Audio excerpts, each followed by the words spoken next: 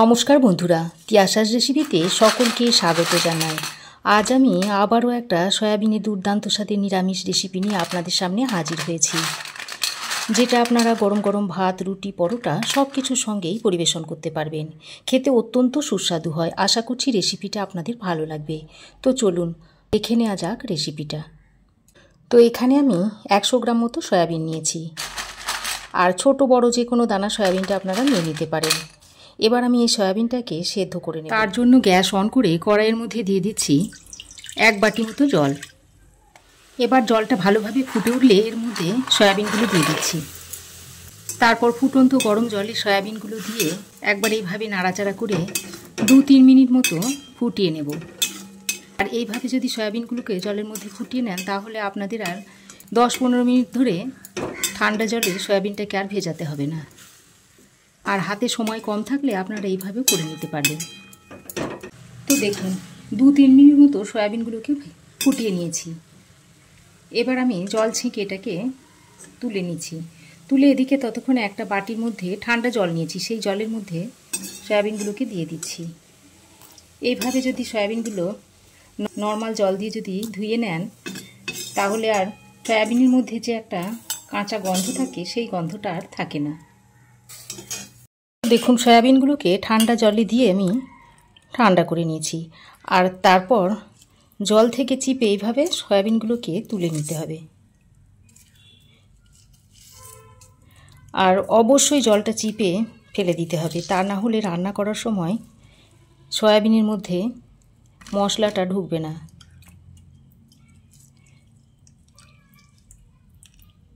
তো দেখুন এইভাবে জলটা চিপে অন্য একটা বাটির মধ্যে রেখে দিচ্ছি। সব সয়াবিনগুলোকে এইভাবে জলটা চিপে বার করে নিতে হবে। তো দেখুন সব সয়াবিনের ভেতর থেকে জলটা চিপে আমি ফেলে দিয়েছি।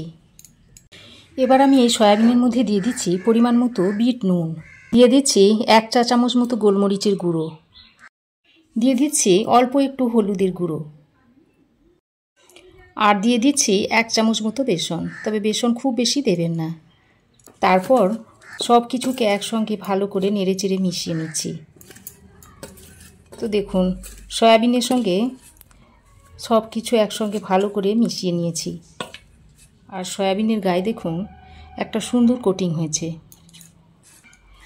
এবার এই সয়াবিনটাকে এক সাইডে এখন রেখে দিচ্ছি। এবার কড়াই গরম করে দিয়ে দিচ্ছি 1 চামচ মতো সরষের তেল। তেল ভালোভাবে গরম হয়ে এলে এর মধ্যে দিয়ে দিচ্ছি 1 টুকরো দারচিনি আর 2টো ছোট এলাচ, দিয়ে দিচ্ছি 1 চামচ মতো গোটা জিরে, আর দিয়ে দিচ্ছি কিছুটা কসুরি মেথি, আর 1 চামচ মতো চারু মগজ দিয়ে দিচ্ছি। তারপর একসঙ্গে ভালো করে নেড়ে চেড়ে এটাকে ভেজে নিতে হবে। এবার এর মধ্যে একটা কাঁচা লঙ্কা ভেঙে দিয়ে দিচ্ছি, আর দিয়ে দিচ্ছি কয়েক টুকরো আদা। তারপর খুব ভালো করে এটাকে ভেজে নেব। দেখুন সব কিছুকে ভালো করে ভেজে নিয়েছি। এবার এটাকে একটা বাটির মধ্যে তুলে নিচ্ছি। এমনভাবে ভেজে নেবেন যেন দেখবেন কালো না হয়। তারপর এটাকে হালকা একটু ঠান্ডা করে মিক্সিতে পিষে নেব। মশলা ভেজে তুলে নেওয়ার পর ওই কড়াইয়ে আরও 1 চামচ মতো সর্ষের তেল দিয়ে দিচ্ছি। তারপর তেলটা একটু গরম হয়ে এলে ম্যারিনেট করে রাখা সয়াবিনটার মধ্যে দিয়ে দিচ্ছি। এবার সয়াবিনটাকে দিয়ে খুব ভালো করে ভেজে নিচ্ছি। তো দেখুন সয়াবিনটাকে আমি এরকম একটু লালচে করে ভেজে নিয়েছি। এবার এই সয়াবিনটাকে একটা প্লেটের মধ্যে তুলে নিচ্ছি।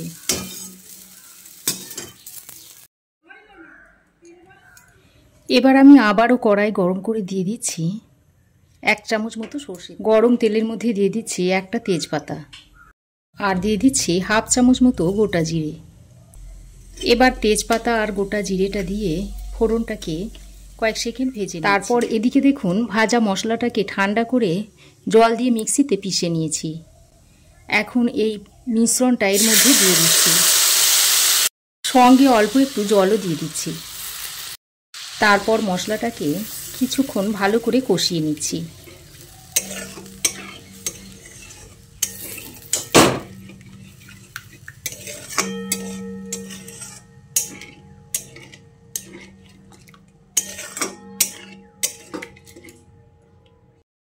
তো দেখুন মশলাটাকে বেশ কিছুক্ষণ ভালো করে নেড়ে চেড়ে মিশিয়ে নিয়েছি।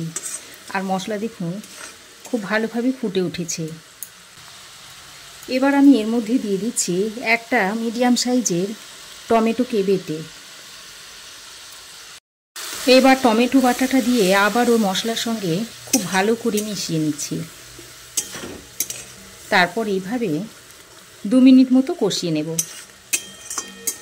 আর অবশ্যই এই সময় গ্যাসের ফ্লেমটাকে লো টু মিডিয়ামে রেখে দিতে হবে। তো দেখুন মশলা আমি আরও কিছুক্ষণ ভালো করে কষিয়ে নিয়েছি। এবার এখানে কিছু গুঁড়ো মশলা যোগ করে দিচ্ছি। দিয়ে দিচ্ছি 1/2 চামচের থেকে একটু কম হলুদের গুঁড়ো, জিরে গুঁড়ো দিয়ে দিচ্ছি 1/2 চামচের থেকে একটু কম, আর সামান্য পরিমাণে দিয়ে দিচ্ছি ধনে গুঁড়ো। কালারের জন্য একটু 1/2 চামচ মতো কাশ্মীরি লঙ্কার গুঁড়ো দিয়ে দিচ্ছি। আর যেহেতু এটা নিরামিষ রেসিপি তাই আমি এখানে 1 পিঞ্চ মতো হিং দিয়ে দিচ্ছি।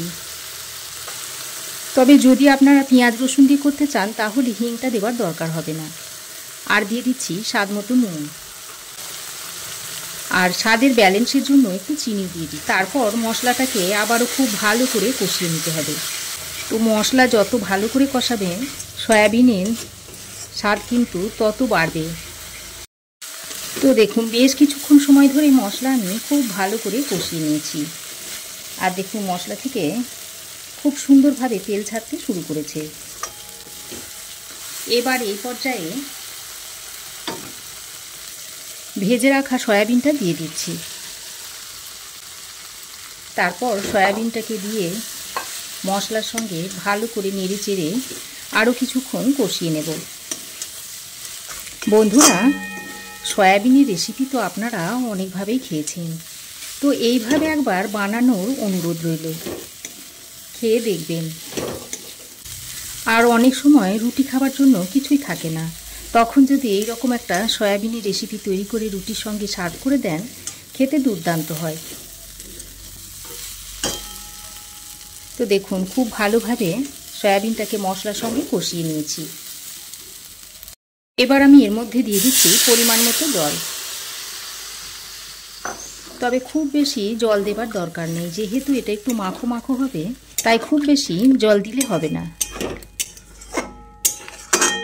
তো জলটা দিয়ে আবারও সয়াবিনের সঙ্গে ভালো করে নেড়ে চেড়ে মিশিয়ে নিই।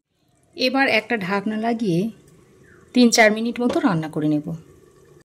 তো দেখুন ঢাকা দিয়ে আমি 3-4 মিনিট মতো রান্না করে নিয়েছি। আর রান্না দেখুন হয়ে এসেছে। এবার আরও একবার নাড়াচাড়া করে দিয়ে এর মধ্যে 1 চামচ মতো ঘি দিয়ে দিচ্ছি। আর যেহেতু আমি গরম মশলা আগে ব্যবহার করেছি তাই এখন আর গরম মশলাটা দিচ্ছি না, আপনারা চাইলে দিয়েও দিতে পারেন। তারপর ঘিটা দিয়ে আবারও ভালো করে নেড়ে চেড়ে মিশিয়ে নিলেই সয়াবিনের রেসিপিটা সার্ভ করার জন্য একেবারেই রেডি হয়ে যাবে। আর এটা আপনারা ভাত, রুটি, পরোটা সব কিছুর সঙ্গেই পরিবেশন করতে পারবেন। এবার আমি আরও 1 মিনিট মতো ধিমে আঁচে রেখে দিচ্ছি, এতে করে তেলটা উপরে বেশ ভালোভাবে ভেসে উঠবে। তারপর রেসিপিটা সার্ভ করে দেখাবো। তো দেখুন 1 মিনিট মতো ধিমে আঁচে রেখে দেওয়ার ফলে উপর থেকে তেলটা দেখুন কত সুন্দর ভেসে উঠেছে। এবার আমি এটাকে সার্ভ করে দিচ্ছি। আর দেখতে দেখুন কতটা লোভনীয় হয়েছে। আর এই রেসিপিটা খাসির মাংসকে পর্যন্ত হার মানাবে, এতটাই টেস্টি হয় রেসিপিটা। শুধু আমার কথাই নয় বন্ধুরা, তো আপনারাও একবার এভাবে বানিয়ে দেখুন, তবে তো এর স্বাদটা বুঝতে পারবেন। তো দেখুন তৈরি হয়ে গেল দুর্দান্ত স্বাদের নিরামিষ সয়াবিনের রেসিপি, যেটা আপনারা ভাত, রুটি, পরোটা সব কিছুর সঙ্গেই খেতে পারেন। খেতে অত্যন্ত সুস্বাদু হয়। তো বন্ধুরা, আমার এই আজকের দুর্দান্ত স্বাদের সয়াবিনের নিরামিষ রেসিপি আপনাদের কেমন লাগলো অবশ্যই একটা কমেন্ট করে জানাবেন। ভালো লাগলে একটা লাইক ও শেয়ার করবেন। পাশে থাকা বেল আইকনটা অবশ্যই প্রেস করে দেবেন। আর আমার চ্যানেলে যদি নতুন হয়ে থাকেন তো প্লিজ চ্যানেলটাকে সাবস্ক্রাইব করার অনুরোধ রইল। আজ এ পর্যন্তই। আবার দেখা হবে নতুন কোনো রেসিপি নিয়ে নেক্সট এপিসোডে। সে পর্যন্ত ভালো থাকবেন, সুস্থ থাকবেন। ধন্যবাদ।